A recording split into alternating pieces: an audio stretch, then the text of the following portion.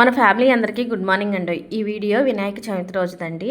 వినాయక చవితి రోజు పూజ అయిపోయిన తర్వాత భోజనం చేసి ప్రశాంతంగా అలా కూర్చున్నప్పుడు వేణు వాళ్ళు ఫోన్ చేశారు. వేణు వాళ్ళ ఆయన కలిసి మాట్లాడారు. మాట మీద మాట్లాడుకుంటూ ఒక మాట చెప్పారండి.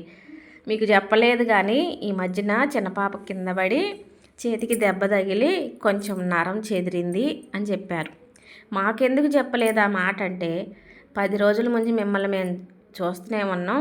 ఒకటే పల్లాయ పత్తి కలుపు పాటు దుక్కి ఇవన్నీ అని టెన్షన్గా ఉన్నారు కదా. ఈ విషయం చెప్పి ఇంకా మిమ్మల్ని ఇబ్బంది పెట్టదలుచుకోలేక చెప్దాంలే, మరీ పెద్ద ప్రాబ్లం ఏం కదా, చెప్దాంలే అనుకున్నాము అని ఒక ఫోటో పెట్టారండి. అప్పుడుది చేతికి కట్టు ఉంది, ఫోటో పెట్టారనమాట. ఆ కట్టు చూసి మా వారు అస్సలు ఆగల, పద బుడ్డోడిని చూసొద్దాం పద అని బయలుదేరారు. ఇప్పుడు కాదులేంటి రేపు పోదామంటే అస్సలు కుదరదు, బయలుదేరాల్సిందే అన్నారు.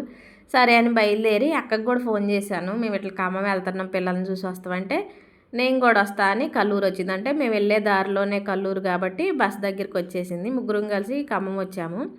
ఖమ్మం బస్ స్టాప్ దగ్గరికి వచ్చి అబ్బాయి మమ్మల్ని ఇంటికి తీసుకొచ్చాడు. అయితే అప్పటికే 10 రోజులు అవుతుంది కాబట్టి చేతికి కట్టు తీశారు కానీ ఏడుస్తూనే ఉందండి. ఒక అర్ధ గంటకి అప్పుడప్పుడు ఏడుస్తూనే ఉంది. ఎవరన్నా చేయి పట్టుకున్నా అయితే చేయి కదలకుండా ఉండాలంట కానీ పిల్లలు ఒక్కసారి ఆగరు కదండి. ఆ చెయ్యి ఎక్కువ కదిలినప్పుడల్లా నొప్పి వచ్చేసి ఏడుస్తుంది. ఒక్కోసారి మంచిగా ఆడుకుంటుంది. ఎక్కడ అబ్బాయిందమ్మా, ఎక్కడ దెబ్బ తగిలిందమ్మా అంటే అట్లే చూస్తుందండి పాపం.